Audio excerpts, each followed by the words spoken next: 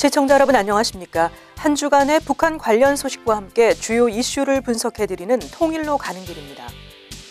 지난 8월 귀순한 태영호 전 주영 북한 공사는 12월 27일 정부 서울청사에서 50여 명의 통일부 출입 기자단과 공개 간담회를 갖고 망명 동기와 북한 김정은 체제의 실상, 자신의 활동 계획 등을 밝혔습니다. 이번 간담회는 고 황장엽 전 노동당 비서의 1997년 기자회견 이후 근 20년 만에 처음으로 열린 고위급 탈북민의 공개 언론 접촉이었습니다. 지난 1997년 4월 한국으로 망명한 황장엽 전 북한 노동당 비서는 같은 해 7월 현재의 국가정보원인 당시 국가안전기획부 청사에서 30여 명의 내외신 기자들이 참석한 기자회견을 갖고 망명 동기와 북한의 전쟁 의지 및 전쟁 준비 상황, 북한의 식량난과 정세 등에 대한 입장을 밝혔습니다. 황 전 비서 망명 이후로도 북한 고위급의 망명은 있었지만 20년 가까이 공개 언론 접촉은 이뤄지지 않았습니다. 한국 정부는 신변 보호 등을 이유로 망명객의 신원을 확인해 주는데도 인색했을 정도였습니다. 그러나 정부가 올해 4월 중국 소재 북한 식당 종업원 13명의 집단 탈북을 발표한 것을 계기로 탈북 사건에 대한 정부의 비공개 방침에 변화가 있었습니다. 이후 태 전 공사의 망명 사실을 발표하는 등 국민이 관심을 가질 만한 탈북 인사에 대해서는 언론에 공개하기 시작했고, 심지어 태 전 공사는 기자 간담회까지 참석하게 되었습니다. 이날 기자 간담회는 태 전 공사가 지난 19일 국회 정보위원회 이철우 위원장, 여야 간사와의 간담회에서 23일부터 신변 위협을 감수하더라도 대외 공개 활동을 하겠다고 밝힌 것을 계기로 언론의 인터뷰 요청이 쇄도하면서 성사되었는데요. 정부는 개별 언론과 인터뷰를 하는 것보다는 통일부를 출입하는 매체들이 참석하는 기자간담회를 하는 것이 좋겠다고 판단했고, 태 전 공사도 언론 접촉에 적극적인 의지를 보인 것으로 알려졌습니다. 태 전 공사는 간담회 자리에서 인터넷 등을 통해 한국의 경제 발전과 민주화 과정을 목격하면서 북한 정권에는 미래가 없다는 것을 알게 됐다며 지금 김정은 체제 내부로 썩어 들어가고 있다며 북한 체제를 비판했습니다. 그러면서 북한 주민은 낮에는 김정은 만세를 외치지만 밤에는 집에서 이불을 쓰고 한국 영화를 보고 있는 것이 현실이라며, 이러한 동향을 누구보다 잘 알고 있는 김정은은 북한 주민들과 간부들의 일거수일투족을 감시하고 있으며 조금만 이상한 행동을 보이면 처형하는 공포 통치를 하고 있다고 지적했습니다. 또한 그는 북한의 간부들은 김정은의 미치광이 행태를 보면서 태양이 가까이 가면 타 죽고 너무 멀어지면 얼어 죽는다는 생각을 한다며 지금과 같은 노예 생활이 40년, 50년 지속돼 자기 손자, 증손자 때까지 이어지지 않을까 걱정하고 있다고 북한의 실상을 전했습니다. 통일로 가는 길, 지한샘입니다. 태 전 공사는 북한 대사관을 탈출한 이후 자식들에게 오늘 이 순간 내가 너희의 사슬을 끊어주니 자유롭게 살라고 말했다고 회고했는데요. 그는 북한의 핵 위협에 대해서는 만일 김정은의 손에 핵무기가 쥐어진다면 우리는 영원히 김정은의 핵 인질이 될 것이며, 한반도에서 핵전쟁이 일어난다면 이 한몸 어디 숨길 데도 없는 우리 자그마한 영토는 잿더미로 변해 구석기 시대로 되돌아갈 것이라고 우려했습니다. 태영호 전 공사는 북한 동포를 향해 김정은의 반대에 들고 일어날 때라며 숨죽이고 살지 말고 김정은을 가볍게 쳐내고 통일된 나라에서 다 같이 행복하고 자유롭게 살자고 촉구했습니다.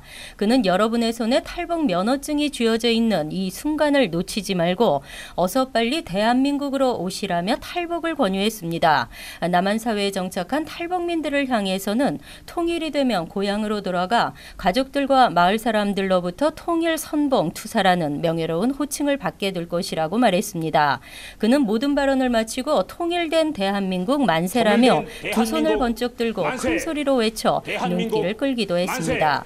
태 전 공사는 공개적인 대외 활동으로 신변 위협이 발생할 가능성과 관련해서는 통일은 개인이나 집단의 희생 없이는 안 된다며 이 한몸 통일의 재단에 바쳤는데 김정은의 테러로 죽는다면 그것이 통일의 기폭제가 돼 더 많은 많은 동료가 동참할 것이다. 그러면 통일이 당겨질 것이라고 결의를 드러냈습니다. 태 전 공사는 박근혜 대통령 탄핵 정국에 대해서는 한국의 정치 정세를 보면서 시스템이란 것이 대단히 중요하게 느껴졌다며 한국에서 TV를 보면 당장 나라가 끝날 것 같지만 사회가 아무 일 없었던 것처럼 가동되고 있다고 놀라워했습니다. 이어 100만 명이 하룻밤에 모였다가 흩어질 때 아무도 연행되지 않고 모두 청소하고 딱지 뜯고 하는 장면을 보고 대단히 큰 감명을 받았다며 현재 국정농단 사태가 가슴 아픈 일이지만 한국이 세계 민주화 과정을 새로운 단계로 선도에 끌고 나가고 있지 않나 그런 과정이지 않을까 생각한다고 말했습니다.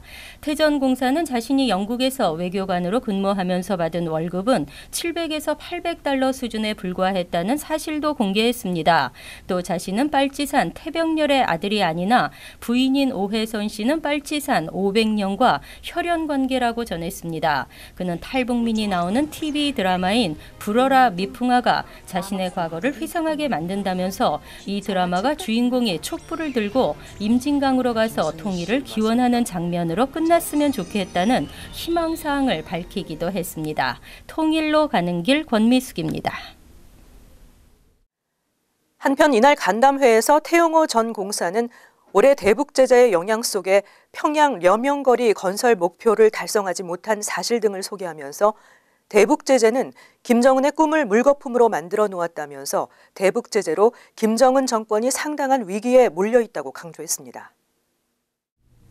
태영호 전 공사는 우선 김정은이 올 초 평양 려명거리 공사에 나서면서 당 창건일인 10월 10일까지 완성해 대북 제재가 물거품임을 보여주라고 했는데 완성되지 못했다고 밝혔습니다. 또한 김정은이 개성공단이나 나선지대처럼 북한 변두리의 특구를 북한의 중심으로 확대하는 정책을 펴 원산을 세계적인 관광지대로 만들려고 했다며 이를 위해 숱한 인력과 자본이 투자됐는데 이런 정책이 대북 제재 속에 실현이 가능할까라고 반문하기도 했습니다. 태 전 공사는 이어 대북 제재의 효과는 숫자가 아니라 사람들의 심리와 정책을 놓고 평가해야 한다면서 북한 사람은 대북 제재가 심화되는 중에 상당한 동요를 느끼고 있다고 전했습니다. 그는 국제사회 대북 인권 압박도 북한 외교 전반을 심각하게 위축시키는 문제라며 효과적이라고 전했습니다. 핵 문제는 북한이 어떻게 핵 개발을 했는지 북한 외교관에게 물어보는 이들도 있는 반면 인권 문제에 대해서는 북한을 옹호하는 나라가 없다면서 인권 문제를 논의하면 할수록 북한이 수세적이라고 밝혔습니다. 그러면서 유엔 총회가 최근 북한 인권 상황을 국제형사재판소에 회부한다는 내용의 결의안을 채택한 것을 거론하며 김정은의 이름이 결의안에 담기기를 기대한다고 밝혔습니다. 태 전 공사는 북한 주민이 국제형사재판소가 무엇인지 모르지만 김정은이 재판에 넘겨진다는 소문이 북한 내부에 들어가면 김정은은 범죄자고 김정은의 미래가 없다는 것을 보여주게 될 것이라고 강조했습니다. 통일로 가는 길, 김지수입니다. 2011년 집권한 북한 김정은은 노동당 위원장이 지난 5년간 총살 숙청한 인원이 340명에 달한다는 집계가 나왔습니다. 김정은 정권은 핵실험과 미사일 발사에 3억 달러를 사용했고 김씨 일가 동상을 무려 460개나 세웠습니다. 국가정보원 산하 연구기관인 국가안보전략연구원은 김정은 집권 5년을 맞아 최근 펴낸 김정은 집권 5년 실정백서에서 김정은이 3대 세습 권력을 공고히 하기 위해 자신의 고모부 장성택을 비롯한 고위 간부와 주민 340명을 공개 총살하거나 숙청하는 반인륜적인 행위를 자행했다고 밝혔습니다. 백서는 처형 숙청된 간부들의 경우 2012년 3명, 2013년 30여 명, 2014년 40여 명, 2015년 60여 명으로 급격한 증가 추세를 보이고 있다며 2015년 현영철 인린 무력부장 처형 이후 일시적으로 숙청을 자제했다가 올해 들어 고위 간부 3명을 처형하는 등 모두 140명에 이르는 것으로 파악된다고 설명했습니다. 백서는 대표적인 처형 사례로 장성택, 현영철을 비롯해 김용진, 최영건 내각부총리, 변인선 총참모부 작전국장 등을 꼽았습니다.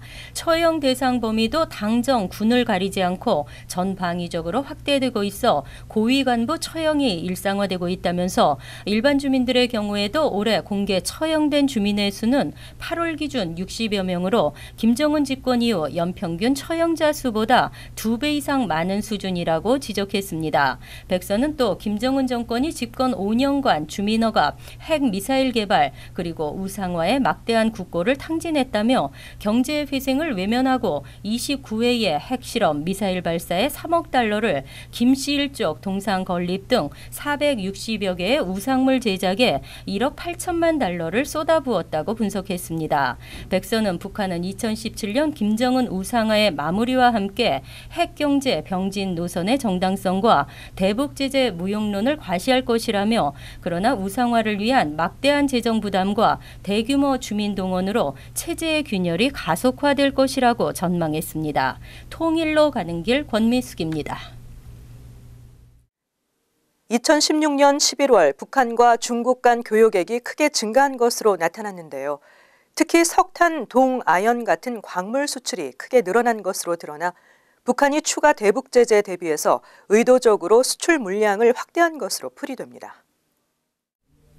12월 27일 미국의 소리 방송에 따르면 한국무역협회는 중국 해관총서 자료를 인용해 중국과 북한의 11월 교역액이 약 6억 달러에 달한다고 밝혔습니다.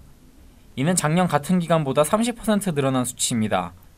이 기간 북한의 대중 수출은 34%, 대중 수입은 약 27% 증가했습니다. 올해 1월부터 11월까지 두 나라 사이 누적 교역액은 모두 51억 달러로 작년보다 약 6% 늘었습니다. 지난달 북한 대중 수출에서 가장 많은 비중을 차지한 것은 역시 석탄으로 작년 11월보다 111.2% 증가한 약 1억 4천만 달러 규모가 중국으로 수출되었습니다. 북한산 무연탄은 대북제재 결의 22705와 2321호에 따라 교역이 제한되며 특히 지난 11월 30일 채택된 안보리 결의 2322호는 2017년부터 북한산 무연탄 수출의 상한선을 설정했습니다. 제재 결의 2321호에 따라 대북 수입이 금지된 품목 가운데 동과 그 관련 제품, 그리고 아연과 그 관련 제품의 수입액이 이 기간 크게 늘었습니다. 지난달 두 품목의 대중 수출액은 각각 221% 그리고 194% 증가했습니다. 하지만 대북 제재 결의안 22705에 따라 이미 북한의 수출이 전면 금지된 히토류, 금, 바나듐, 티타늄은 해당 기간 거래 실적이 전혀 없었다고 미국의 소리 방송은 전했습니다. 무연탄에 이어 이류가 약 4천만 달러로 2위, 철광석과 아연 등 광물이 2,100만 달러로 3위를 기록했습니다. 이 기간 북한이 중국에서 가장 많이 사들인 품목은 전기기기와 관련된 장비로 액수로는 약 3,640만 달러에 달했습니다. 다음, 차량과 그 부속품이 3,600만 달러로 2위에 올랐고 3위는 보일러와 기계류로 모두 2,700만 달러가 중국에서 북한으로 팔렸습니다. 한편 중국 정부는 지난 12월 10일 안보리 결의 2321호 이행을 위해 북한산 석탄 수입을 일시 중지한다는 방침을 발표했습니다.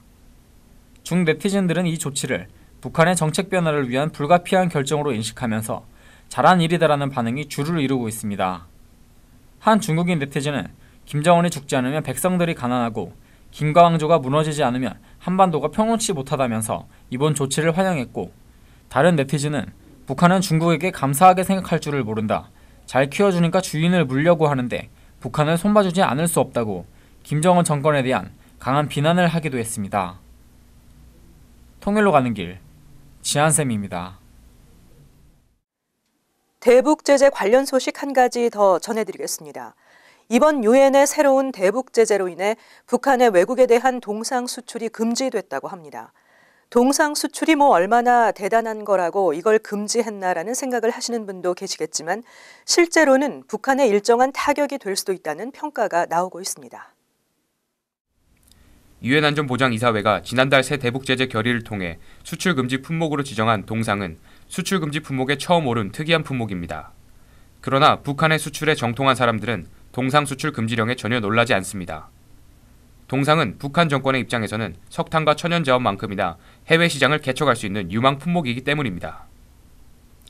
특히 아프리카는 전통적으로 북한의 동상 제작 업체인 만수대 창작사의 주요 수출 시장이었습니다.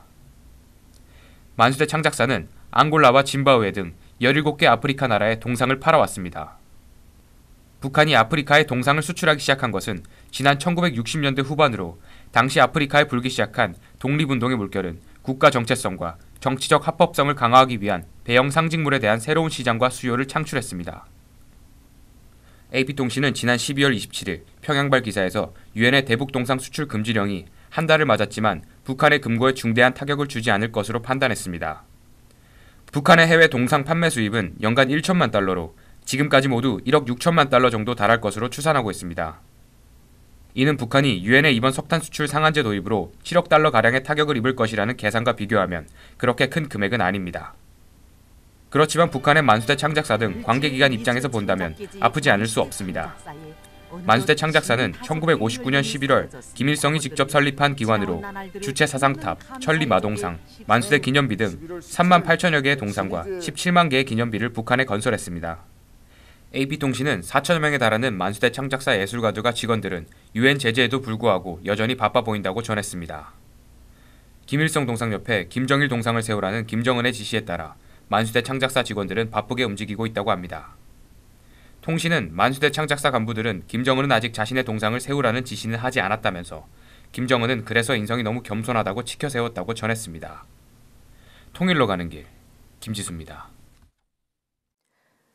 북한 매체가 김정일 사망 5주기 이후 김정은의 호칭을 경애하는 최고領導자로 일원화함에 따라 김정은을 김일성, 김정일과 같은 반열에 올려놓기 위한 우상화 작업이 본격화되고 있다는 관측이 제기되고 있습니다. 북한 조선중앙통신은 지난달 17일 김정은의 금수산 태양궁전 참배 소식을 전하면서 9차례나 경애하는 최고領導자 김정은 동지라고 표기했습니다.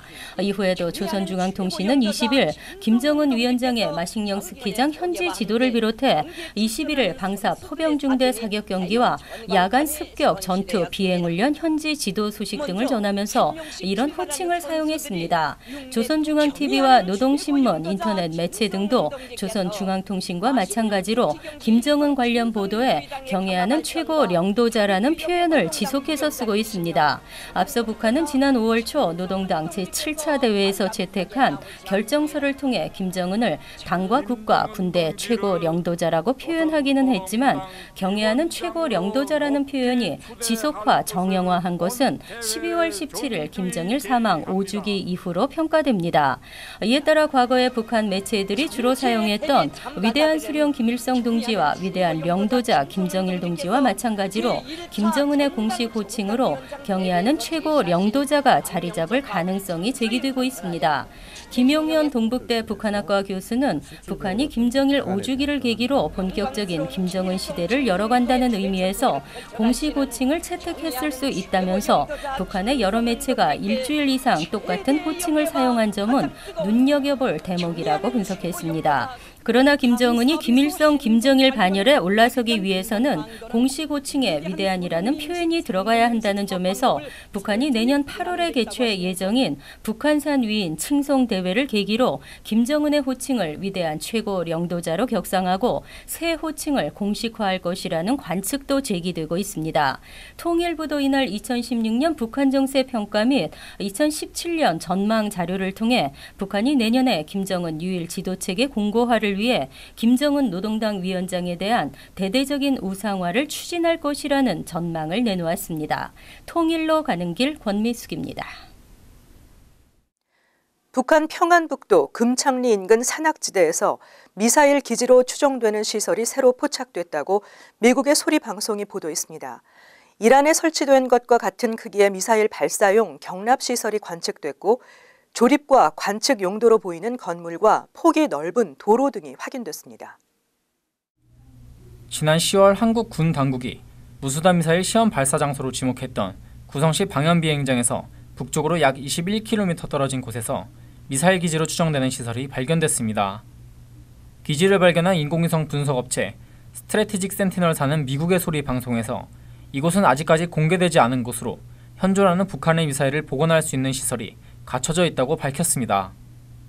스트래티직 센티널사는 특히 이란 타브리즈 미사일 기지를 촬영한 위성사진과 북한 시설 위성사진을 비교 분석하면서 두 곳 모두 사일로로 불리는 지하 미사일 발사 경납시설이 눈에 띄며 둘의 모양이 매우 흡사하다고 지적했습니다.